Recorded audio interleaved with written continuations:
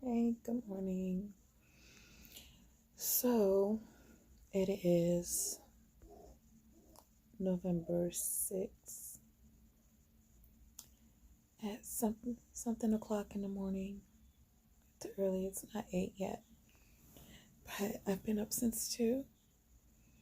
I'm in so much pain. Anyways,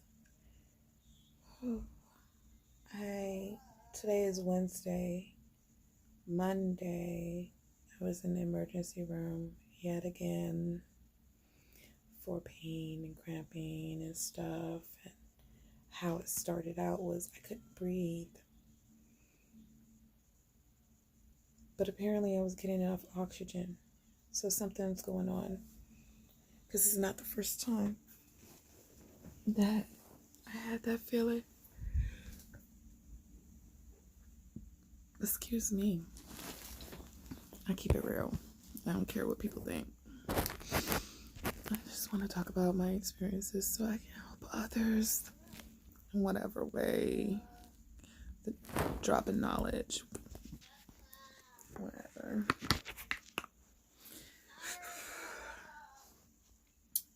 Within the past 2 days, I was only able to keep a cup of oranges, mandarin oranges down, and about a tablespoon of peanut butter. That's it. Water. Anyways, back to I was in the hospital again.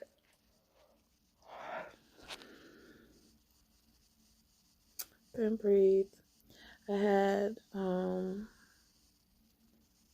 can't look at myself and focus. I gotta look away.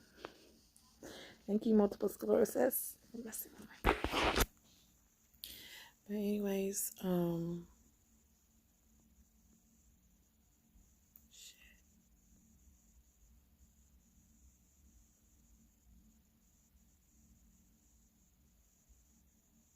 What was I talking about? Fuck. I'm trying to do this while I have a headache as well. So I just started. I was like, let me.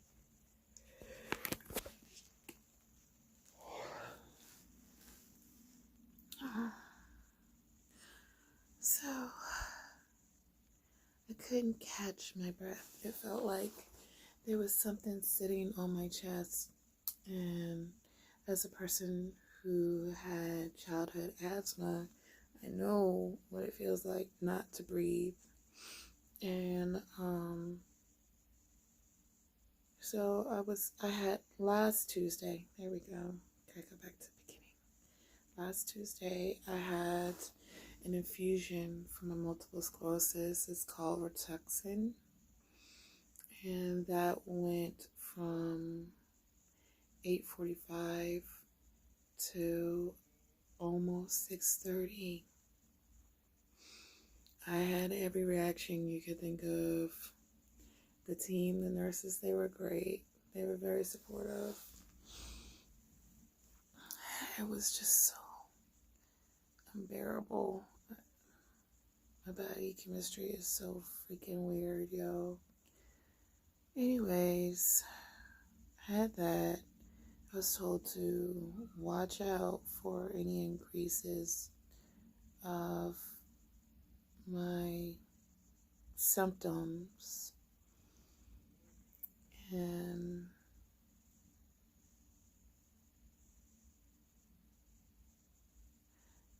so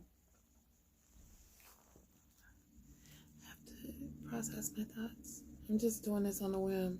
I ain't write shit down. I ain't practice anything. I'm not a YouTuber, which would be awesome because I am disabled and need to work from home. And I have tons of information. I just would need help. As in everything in my life at this point, I need help. I don't need milk. Help.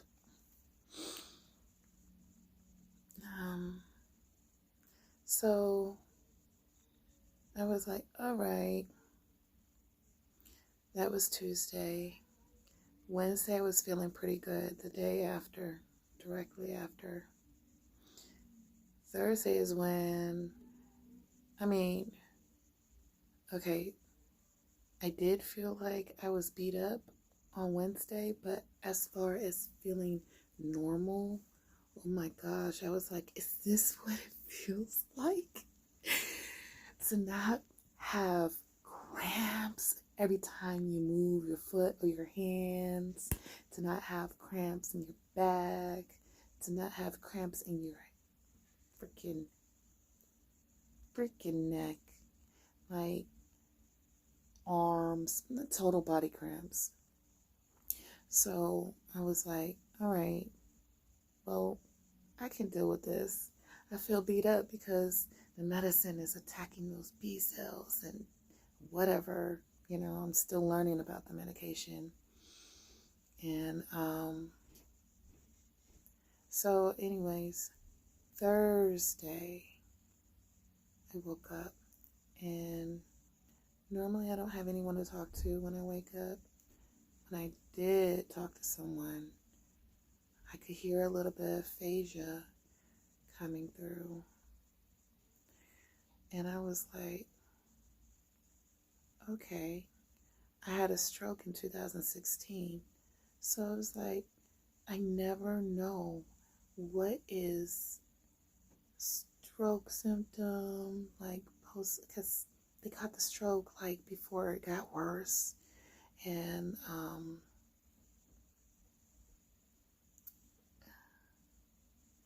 anyways, so I was like, okay, Friday, more aphasia. Saturday, complete aphasia all day long. And Saturday was when I had my Do MS Jumpstart Program at Johns Hopkins University here in Baltimore. And I was like, this is bullshit because I want to talk. I want to share my experience with my fellow MSers, because we all have different journeys. And what I have realized, once someone gets a diagnosis with MS, it's not, and everything goes to shit, it's not because of that diagnosis. Something has triggered the disease into a flare-up or whatever, or you've been having symptoms for years, and you finally get an answer that coincides with a stressful event in your life. Just a little background research on me. When I had my stroke, I was working at Kaiser Permanente. Excuse my hair, because it's been rough. I should have a bonnet on or tied up. It's just been so rough. I'm in so much pain. I have a high tolerance of pain, so when I start crying and stuff like that, and that's when I can't take it. And that's when I go into the hospital, because there's no way for me to control it at that time. Or especially like my body cramping up, seizing up.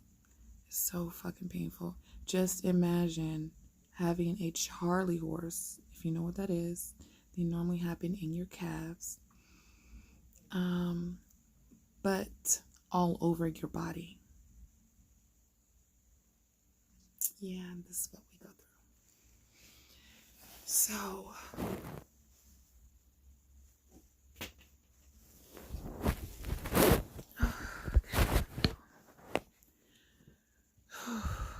this is why I said I need help.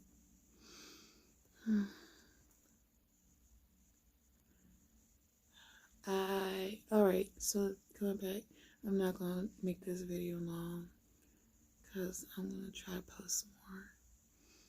But, what was I talking about? Oh.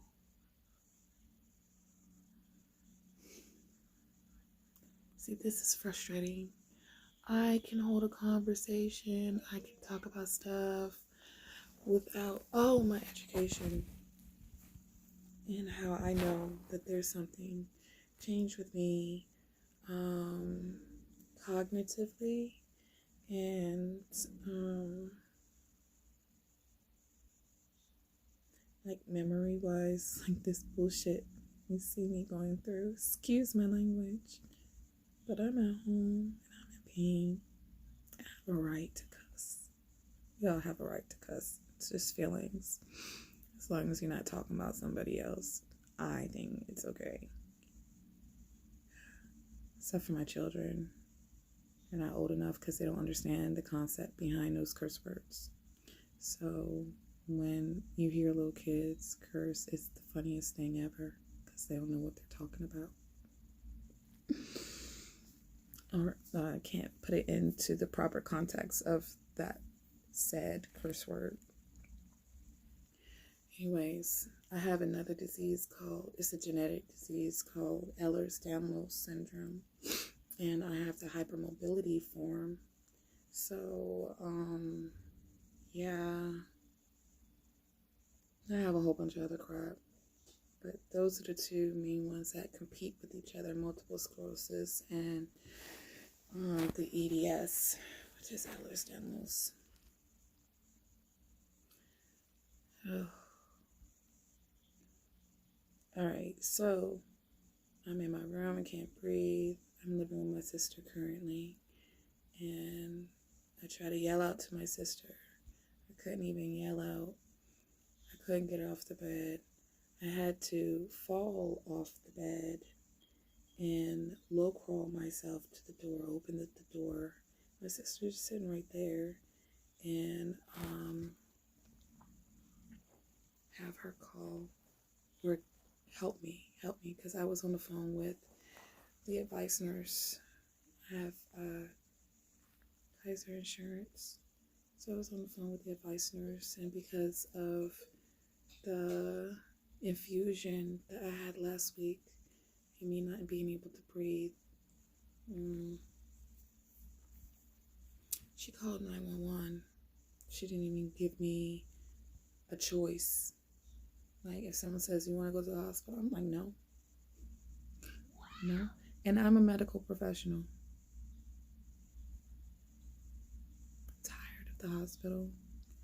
I'm tired of going in and repeating my story over and over and over again. As I'm trying to breathe through the pain, no one understands. When you go into the ER, these people don't know. They don't know. I had one nurse that has, her mother deals with cramps, and she was able to like position my foot in such a way where it stretched out my foot so the cramp could not climb up my leg, because it was in my calf. So you have to stretch your foot a certain way to stretch a calf, of course. And she was amazing. But, and I forget her name. Goodness. I forget everybody's names unless you're in my life like 24/7. Like, I even forgot my name once. I was answering questions, and then they asked me how to spell my name, and I was like, R-A.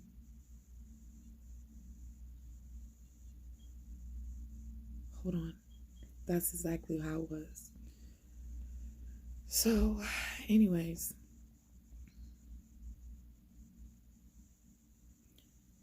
yeah, this is my life. That's my life too. Also a dildo.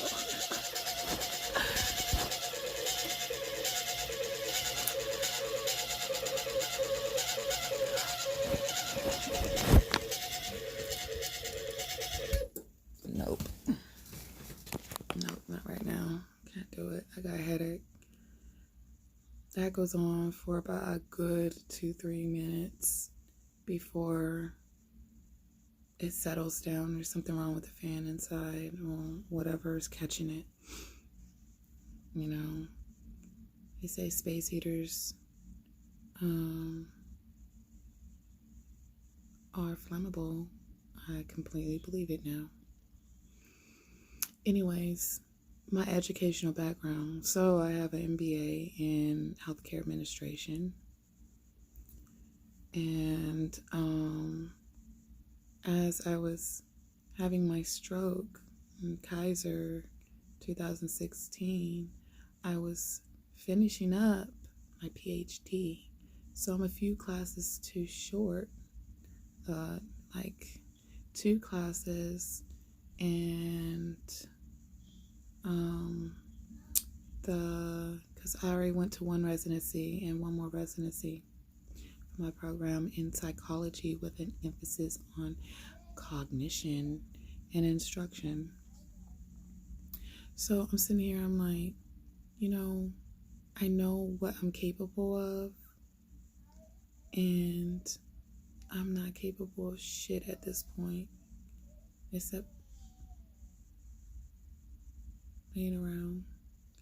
I'm currently trying to find a job that I can do so I can earn money, because when you're living straight off a disability, you have to budget. You have to budget. And I knew this, but I didn't know at the same time, if that makes sense. And I've always had budgets, and was always able to save money, always able to figure out how to make money or whatever, or work. So I forget how I started this out, but I want to feel better again, like the first day after I had the infusion. Come to find out it's a chemo infusion. Who knew? And I have the JC virus, which we have to look for. I'm not even going to say the words because I don't know how to pronounce it at this moment. It's called PML. And which is another brain disease, and a certain percentage of those patients that have active PML, a certain percentage pass away. Oh God, I'm in so much pain. All right, so that's all I can give right now. No crying, because I got a headache already. It's just, I'm so tired of this. My body is exhausted. I'm 36 years old, going on 37. And everything that I've been through throughout my life has, yes, given me lessons, but,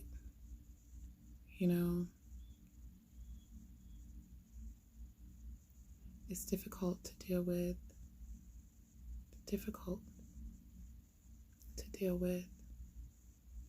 You can't wrap your mind around it.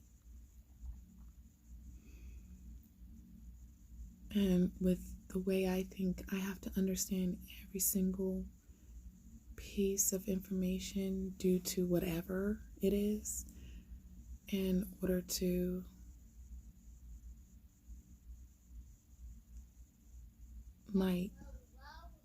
move forward. For me, I need to have a full understanding of things.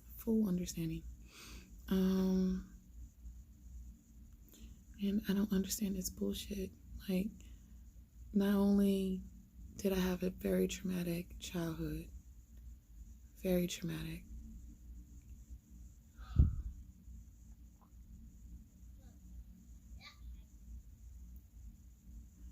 but I go into adulthood and shit doesn't get any better. And I'm going to be pushing 40 soon, and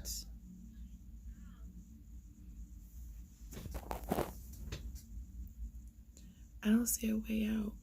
I don't see a way out. All this pain. I mean, I can't write anymore. I used to be able to do my own nails, press-ons. I mean, when I used to do my own nails, they looked like I went to a nail salon. Can't do it anymore because my hands cramp too bad. So, long story short, which this is longer than what I wanted it to be,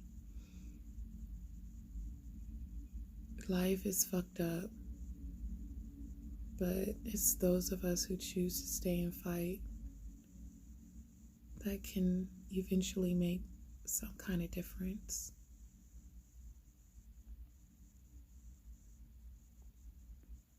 It is so hard to be positive. People think I'm positive. I deal with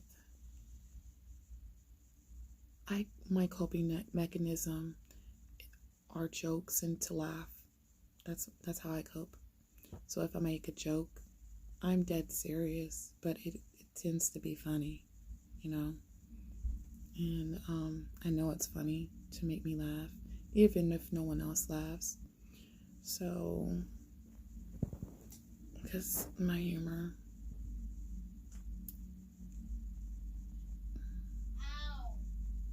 But anyways, alright, I'll talk to you guys later. Have a fantastic day, and remember to smile.